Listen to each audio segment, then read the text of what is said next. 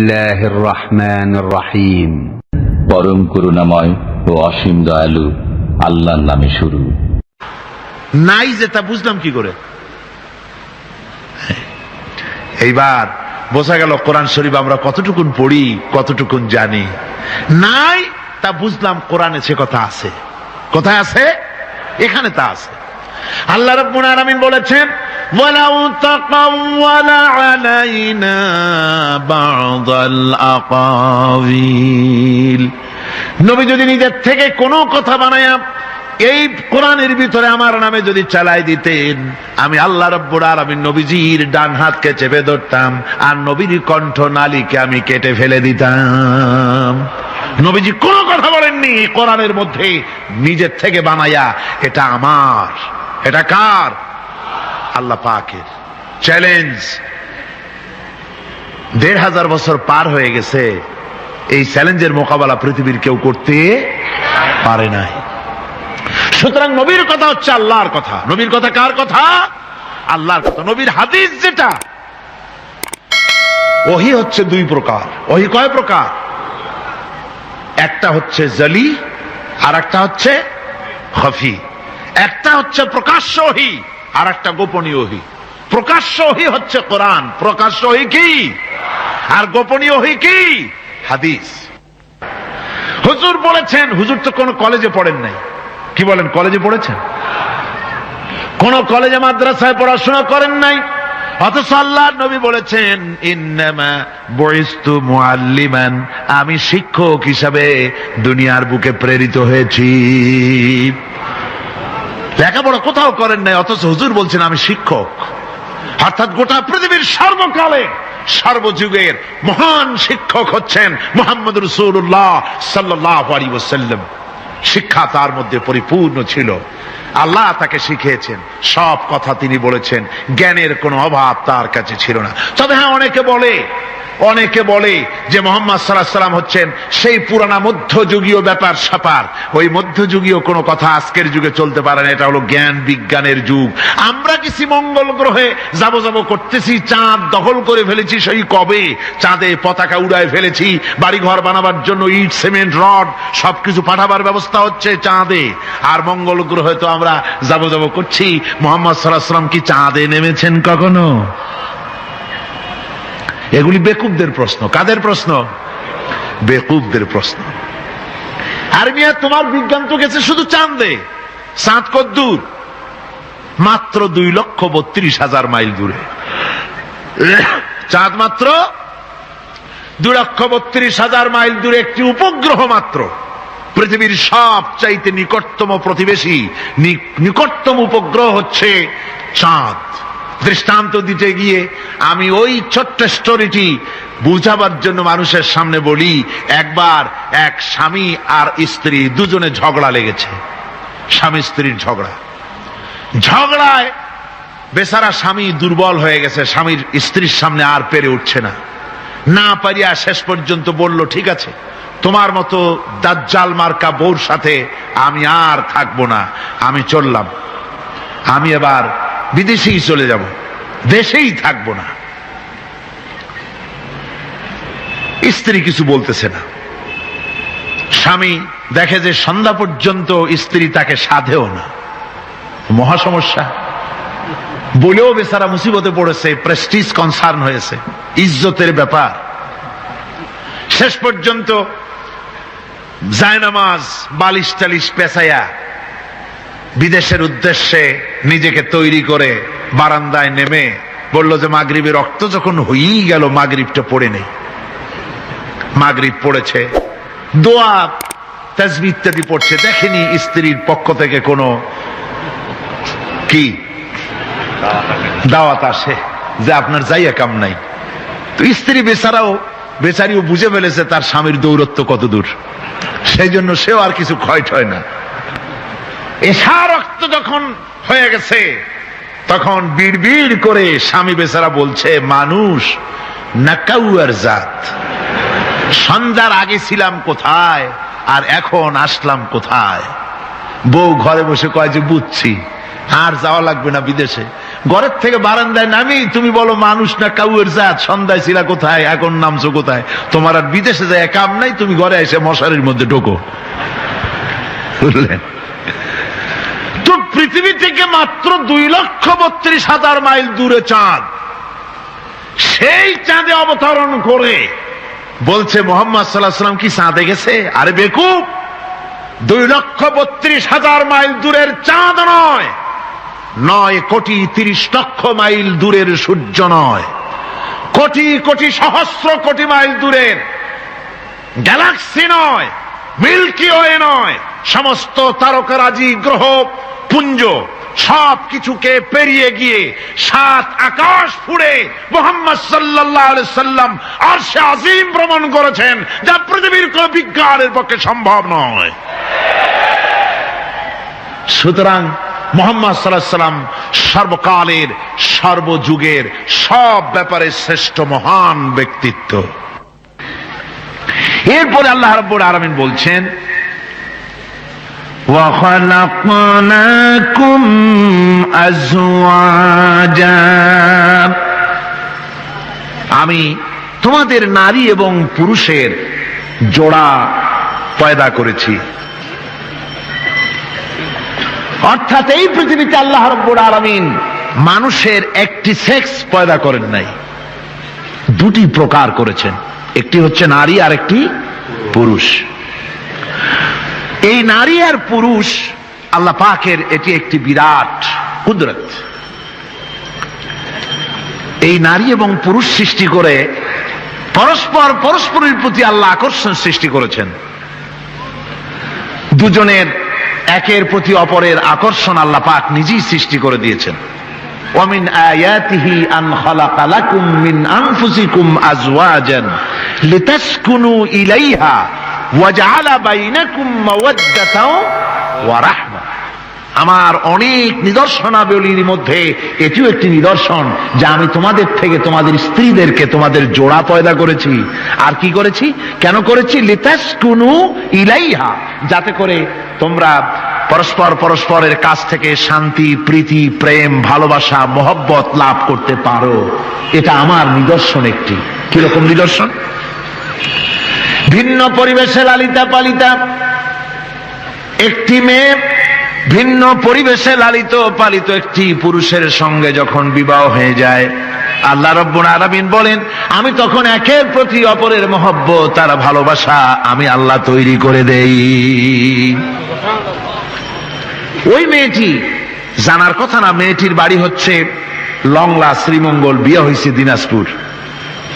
দিনাজপুরের লোকেরা বোয়াল মাছ খায় না, কিন্তু এখানের লোকেরা বোয়াল মাছ খুব পছন্দ করে। কথা বুঝতে পেরেছেন? এখানে কথাবার্তা এক রকমের, সেখানের কথাবার্তা আর এক রকমের। এই দুইটা মিলাইয়া খিতে হয়েছে তো খিতে হয়েছে। কথা বুঝতে এখন উপায়টা কি? অথচ এই দুই স্বামী স্ত্রীর মধ্যে আল্লাহ পাক কি মহব্বত পয়দা করে দেন, একজন আর একজনের জন্য জীবন দিতে প্রস্তুত হয়ে যায়। সুবহানাল্লাহ পড়েন। আল্লাহ রাব্বুল আলামিন বলেন ওয়াজআলা বাইনাকুম মাওয়াদ্দাতান, প্রথমে তো ভালোবাসা সৃষ্টি করি, প্রেম সৃষ্টি করি। বিবাহ হওয়ার পর যে ভালোবাসা হয়, বিশেষ উদ্দেশ্যকে সামনে রেখে ওই ভালোবাসা হয়। এরপরে যখন বয়স বাড়তে থাকে, যখন বার্ধক্য আসে, তখন ওই ভালোবাসাটা আর থাকে না যেটা ছিল প্রথম। সেটা আমি ওয়াজআলা বাইনাকুম মাওয়াদ্দাতান ওয়া রাহমা, মাওয়াদ্দা তখন রহমতে পরিণত হয়ে যায়। প্রথমে থাকে একটা প্রেম কেন্দ্রিক ভালোবাসা।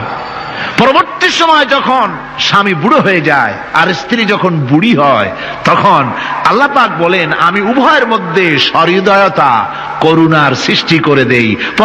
পরস্পরের প্রতি আকর্ষণ তখন আরো বাড়িয়ে দেই। একজন আর একজন ছাড়া চলে না, বুড়ার বুড়ি ছাড়া উপায় থাকে না। ঘরের মধ্যে ফ্রিজ আছে, কালার টিভি আছে, তারপরে সুন্দর বিছানাপত্র আছে, কোন জিনিসের অভাব নাই বুড়ার।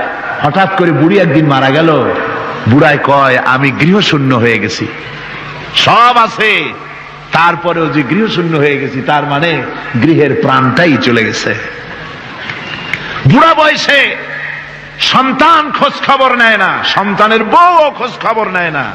বুড়ার গরম পানিটা, উজুর পানিটা, তার খাবারটা, তার পানটা, তার যা প্রয়োজন বুড়ি সব এগিয়ে নিয়ে আসে। আর বুড়াও বুড়ির জন্য তখন প্রথম জীবনের চাইতে আরো বেশি মহব্বত বাড়ে, বুড়ির দিকে খোঁজ খবর আরো বেশি করে নেয়। ঠিক কিনা কন? বুঝবেন যারা বুড়া আর বুড়ি আছেন। আল্লাহ পাক বলেন এটা আমি করি। কে বলছেন এ কথা? আল্লাহ পাক বলছেন আমি করি। এ মহব্বত আল্লাহর দান। দেখুন রাসূল করিম সাল্লাল্লাহু আলাইহি ওয়াসাল্লামের ঘরে দৌলত ছিল না, কিন্তু মহব্বত দিয়ে ঘরটা ভরা ছিল। সুবহানাল্লাহ বিহামদি। দৌলত ছিল না, মহব্বত দিয়ে ভরা ছিল। হযরত আয়েশা সিদ্দিকা রাদিয়াল্লাহু তাআলা আনহা বলেছেন, আমি গ্লাসে পানি পান করে রেখে দেওয়ার পর রাসূলুল্লাহ গ্লাসটা হাতে নিয়ে আমি যেখানে ঠোঁট লাগিয়ে পানি পান করেছি, আল্লাহ নবী ওইখানেই ঠোঁট লাগায়া পানি পান করতেন। মুহাব্বত। হযরত আয়েশা বলেন, আমি গোশত খেয়ে হাড্ডি খেয়ে হাতে ধরে রেখেছি, খাবো বা রাখবো, আল্লাহ নবী তখন আমার হাতের থেকে গোশত বা হাড্ডিটা আমার হাত থেকে নিয়ে আমি গোশতের যে অংশে কামড় দিয়েছি রাসূলুল্লাহ সেখানে মুখ লাগিয়ে খেতেন। দৌলত ছিল না হুজুরের ঘরে এক ফোঁটাও, কিন্তু মহব্বত ছিল ঘরটা ভরা। হযরত আয়েশা বলেছেন, রাসূলুল্লাহ কাজ করে কষ্ট করে ঘরের ভিতরে ফিরে যখন দেখেছেন রান্না বান্না সারা হয় নাই, হুজুর ক্ষুধার্ত অথচ আমার রান্না শেষ হয় নাই, নবীজি রাগ করেন নাই, অসন্তুষ্ট হন নাই, ভুরু কুঞ্চিত করেন নাই, চোখ গরম করেন নাই, বরং আমার কাছে বসে রান্না বান্নায় আমাকে আল্লাহর নবী বিশ্ব নবী মুহাম্মদ রাসূলুল্লাহ সাল্লাল্লাহু আলাইহি ওয়াসাল্লাম আমাকে সহযোগিতা করেছেন। স্বামী স্ত্রীর ভালোবাসা হচ্ছে স্বর্গীয় নিয়ামত, জান্নাতের নিয়ামত। সুবহানাল্লাহ পড়েন। যেই ঘরে স্বামী আর স্ত্রীর মধ্যে সাপ আর বেজির সম্পর্ক, দাঁড় কুমড়োর সম্পর্ক, এই ঘরটা যতই বিদেশি আধুনিক সৌন্দর্যের উপকরণাদি দিয়ে ভরপুর থাকুক না কেন, এই ঘরটা, এই বিল্ডিংটা জাহান্নামের টুকরা। ঠিক না? আর স্বামী স্ত্রীর যদি ভালোবাসা থাকে তাহলে ঘরটা যদি কুড়ে ঘর হয় তারপরেও সে ঘরটা হচ্ছে একটা জান্নাতের টুকরা। অনেক স্ত্রী আছে স্বামীর সাথে মহব্বত নাই, উল্টো পাল্টা কারবার। ওই রকম এক স্বামীর কাছে খবর আসছে যে আপনি তো এই গ্রামের মাতবাড়ি করেন, বিচার আচার করতেছেন, আপনার বউ তো গোসল করতে গিয়ে পড়ে গেছে নদীর মধ্যে। তো লোকটা দৌড় দিয়েছে, দৌড়ে গেছে, যায় কয় যে কোন জায়গায় পড়ছে, কয় যে এইখানে পড়ছে। লোকটা তখন জোয়ারের পানি যাচ্ছিল এইদিকে, লোকটা দৌড় দিছে উল্টা দিকে। লোকেরা কয় যে মিয়া তোমার বউ পড়েছে এইখান থেকে জোয়ারের পানি এদিকে যায়, তুমি উল্টা দৌড়াও কেন? মাতবার বলছে যে দেখো এটা হচ্ছে আমাদের ইন্টারনাল অ্যাফেয়ার্স, এটা বুঝবা না। এই স্ত্রী সারাটি জীবন আমার উল্টা চলেছে। আমি যদি বলেছি 100, সে বলেছে 335।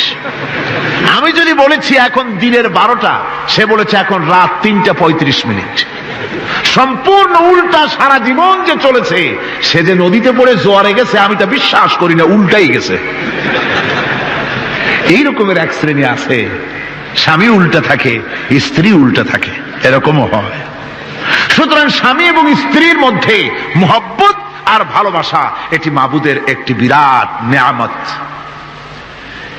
অন্যের স্ত্রীর দিকে তাকালে কাম ভরে, খারাপ নজরে তাকালে জেনার গুনাহ হবে, হাত দিয়া ধরলে কাম ভাবে জেনার গুনাহ হবে।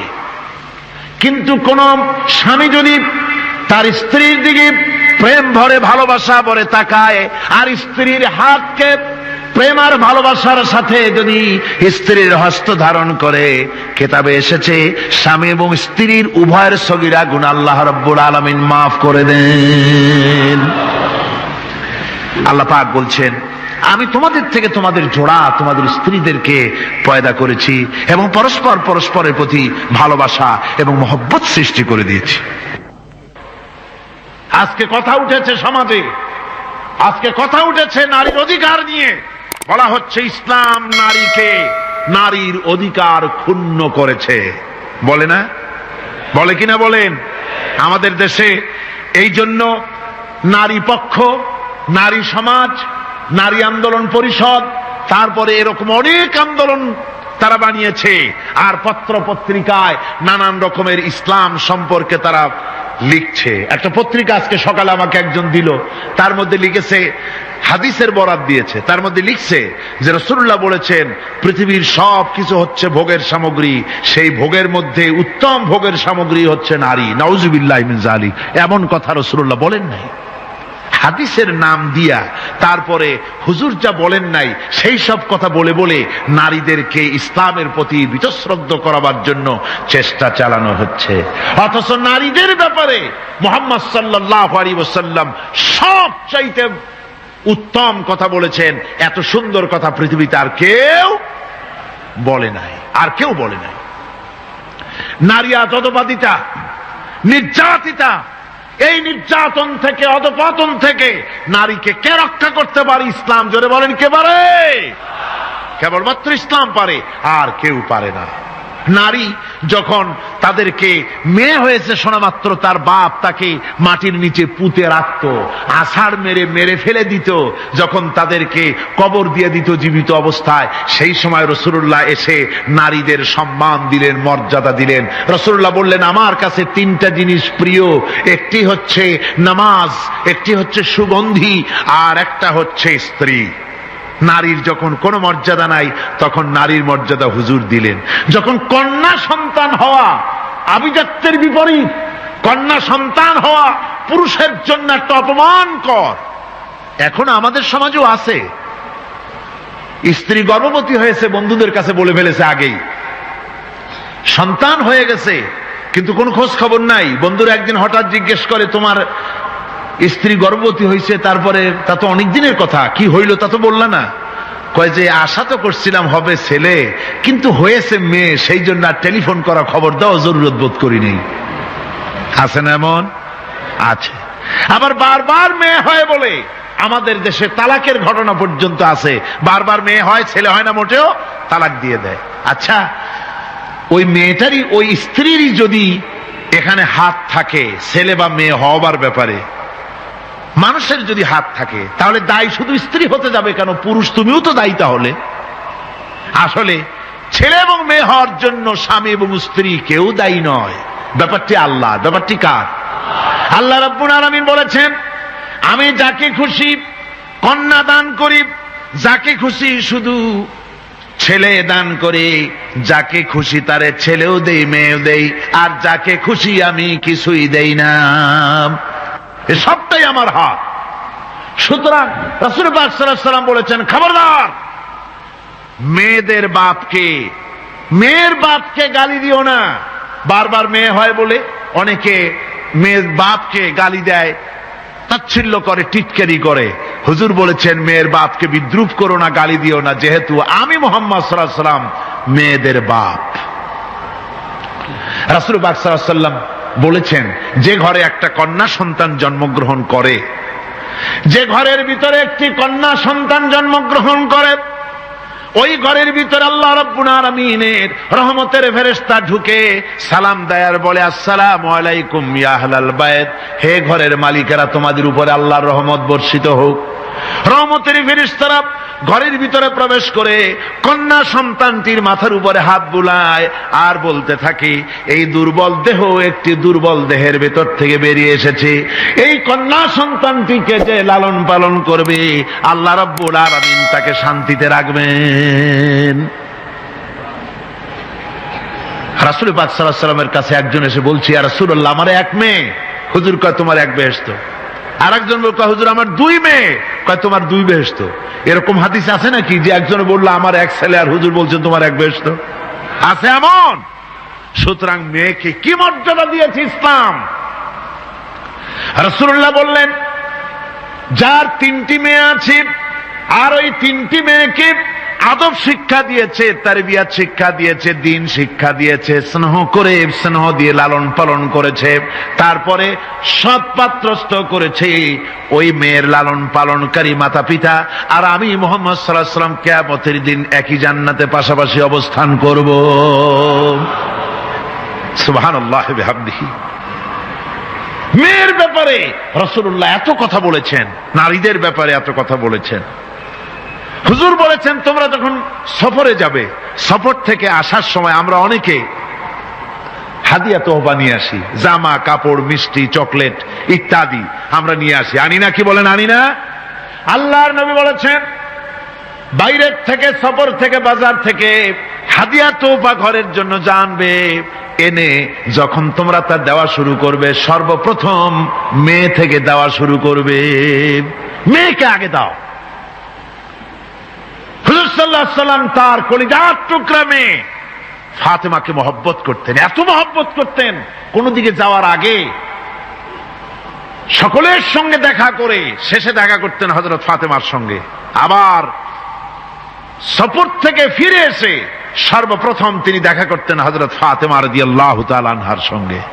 একবার হযরত আলী এবং হযরত ফাতেমার মধ্যে মনোমালিন্য হলো, হুজুরের মুখটা মলিন হয়ে গেল, রাসূল পাকের মুখ মলিন হয়ে গেল।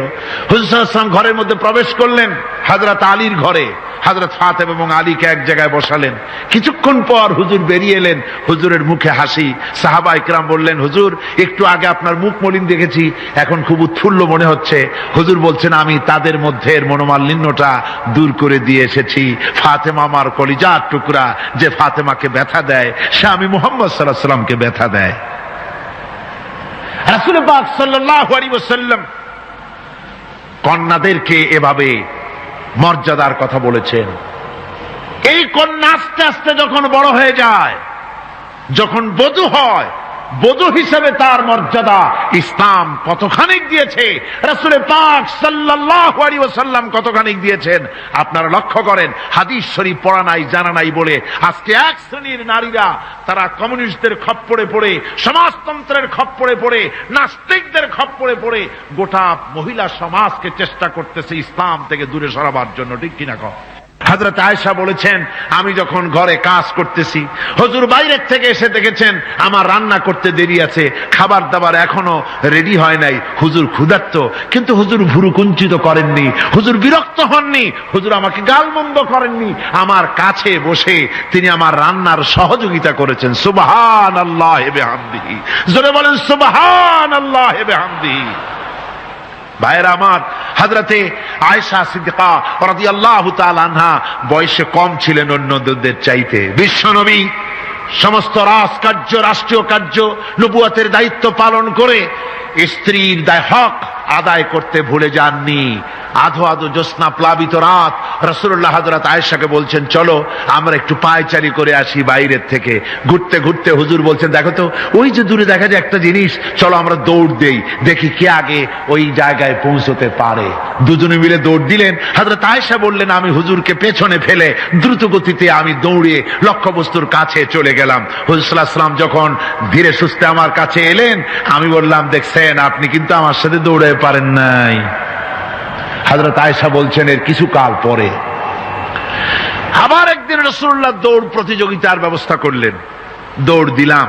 হযরত আয়েশা বলছেন সেই সময়ের তুলনায় আমার শরীর কিছুটা স্থূল এবং ভারী হয়ে গেছে, আমি দৌড়াইয়া পারলাম না, আমি পেছনে পড়ে গেলাম। হুজুর আমার আগে চলে গেলেন লক্ষ্যবস্তুর কাছে। আমি হাঁপাতে হাঁপাতে যখন রসুলের কাছে চলে গেছি, রাসূল পাক মুস্কি হেসে আমাকে বললেন আয়েশা ওই সেই দিনের প্রতিশোধ আজকে নিলাম।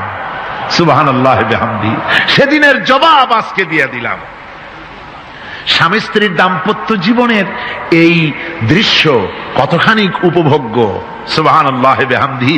এই জন্য স্বামী স্ত্রীর ভিতরে যে মুহাব্বত, এটা বেহেশতি অবদান, এটা জান্নাতের অবদান, এটা আল্লাহর নিয়ামত। এটা কি ধরে কোন আল্লাহর নিয়ামত।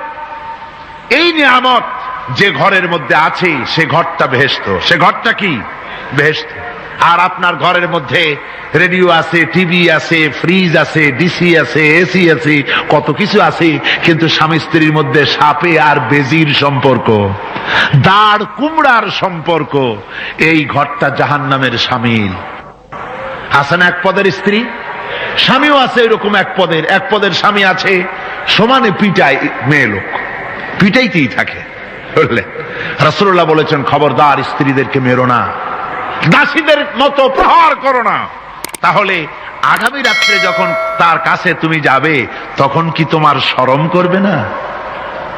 রাসূল পাক সাল্লাল্লাহু আলাইহি ওয়াসাল্লাম নারী পুরুষের সমান অধিকার দিয়েছে।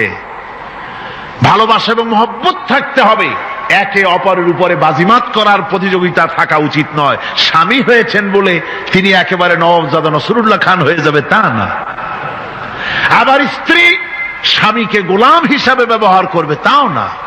ভালোবাসা, শ্রদ্ধা, পারস্পরিক মহব্বত হিসেবে মর্যাদা সমান রাখা হয়েছে। কিন্তু মাঝে মধ্যে দেখা যায়, কিছু অভিযোগ পাওয়া যায়, স্ত্রীরা এমনও করে স্বামীকে একেবারে গোলামদের মতোই রাখে। এই রকমের এক শ্রেণীর আছে।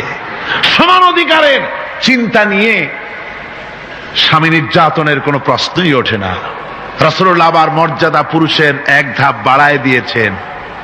আল্লাহর নবী বলেছেন, এই পৃথিবীতে মানুষকে যদি আমি মানুষের সামনে সেজদা করার জন্য যদি অর্ডার করতাম, তাহলে দুনিয়ার সমস্ত নারীদেরকে অর্ডার করতাম তার স্বামীকে সেজদা করার জন্য। মর্যাদা বাড়ানো রয়েছে, কিন্তু অধিকার সমান, সমান অধিকার দেওয়া হয়েছে। ইসলাম নারীর অধিকার দিয়েছে, স্বামী স্ত্রীর মহব্বত এবং ভালোবাসা সৃষ্টি করে দিয়েছেন। এটা আল্লাহর নিয়ামত। আমার বন্ধুগণ, আজকে আমার সমাজে বলা হচ্ছে নারীদেরকে ঠকাইছে ইসলাম। বলে কি দিয়ে ঠকানো হলো? বলে ইসলাম ঠকিয়েছে একটা ছেলে সমান দুইটা মেয়ে। একটা ছেলেতে যা পাবে দুইটা মেয়েতে তাই পায়, এই জন্য মেয়েকে ঠকানো হয়েছে। একথা বলেছেন আমাদের দেশের সুপ্রিম কোর্টের একজন চিফ জাস্টিস,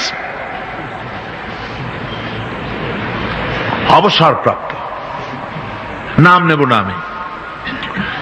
তো আমরা এটা শোনার পরে বললাম যে বাংলাদেশ পৃথিবীর দ্বিতীয় বৃহত্তম মুসলিম দেশ, এই দেশের সুপ্রিম কোর্টের চিফ জাস্টিস হয়ে কোরআন সম্পর্কে জ্ঞান এত নগণ্য, এত কম, এত পুর, তার জ্ঞানের এই বহর দেখে আমাদের শুধু করুণাই হয়।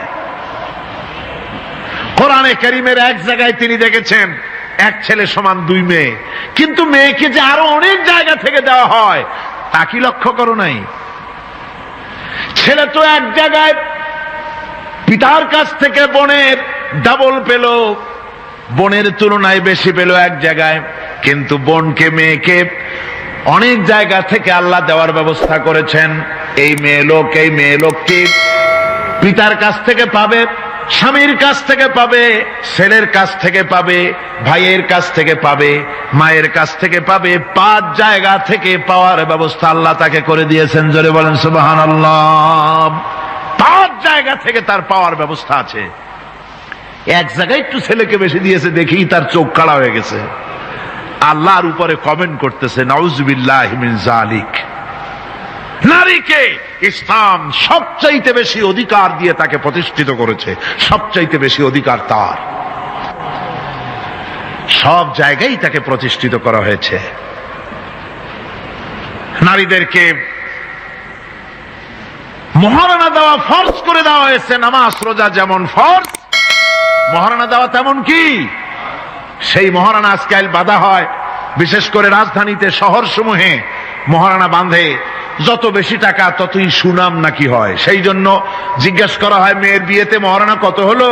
কয় মহারণা হচ্ছে 5,73,793 টাকা 75 পয়সা। বাবা, আদায় করে না কিন্তু মোটেও। ফাঁকি দেওয়ার ব্যবস্থা সব। সোনা দিলাম এত, খাওয়াইলাম এত, বাকি সব ইদিক সেদিক। মনে রাখবেন মুসলমানেরা, মহারণা দেওয়া নামাজ রোজার মতোই অবশ্য পালনীয় একটি কর্তব্য আল্লাহ রাব্বুল আলামিন করে দিয়েছেন। কোন স্বামী যদি মহারণা ধার্য করার পর যদি আদায় না করেন, স্ত্রী যদি স্বেচ্ছায় মহারণার টাকা মাফ না করে দেয়, তাহলে কিয়ামতের দিন ওই স্বামীকে আল্লাহর দরবারে জেনাকারের কাতারে দাঁড়াতে হবে।